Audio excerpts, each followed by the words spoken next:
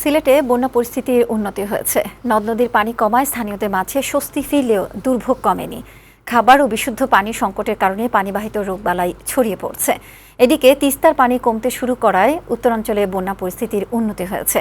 তবে বিভিন্ন স্থানে নদী ভাঙন দেখা দিয়েছে। সংবাদদাতাদের পাঠানো তথ্য ও চিত্রে কানিজ নুসরাতের প্রতিবেদন। সিলেটে ধীরে নামছে বন্যার পানি। এতে এই অঞ্চলের বন্যা কবলিত এলাকায় দুর্ভোগ বাড়ছে। খাদ্য ও সুপেয় পানির সংকটের পাশাপাশি ক্ষতিগ্রস্ত ঘরবাড়ি নিয়ে বিপাকে দুর্গতরা। ছড়িয়ে পড়েছে পানিবাহিত রোগ। ফসলের ক্ষেত পানিতে তলিয়ে থাকায় ব্যাপক ক্ষতি হয়েছে। ভেসে গেছে পুকুরের মাছ।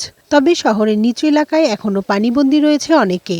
বন্যা পরিস্থিতির উন্নতি হওয়ায় শর্ত সাপেক্ষে খুলে দেওয়া হয়েছে জেলার পর্যটন কেন্দ্রগুলো। সুনামগঞ্জ শহরের বেশিরভাগ সড়ক ও ঘরবাড়ি থেকে বন্যার পানি নেমে গেছে। তবে ফুটে উঠেছে ক্ষতির চিহ্ন। গ্রামীণ সড়ক থেকে পানি নামলেও যোগাযোগ ব্যবস্থা স্বাভাবিক হয়নি। জেলার নিম্ন অঞ্চলের কিছু এলাকা এখনও প্লাবিত।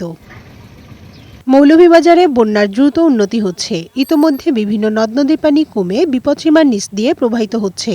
তবে কুশিয়ারা নদীর পানি কিছুটা বিপদসীমার উপর দিয়ে বইছে।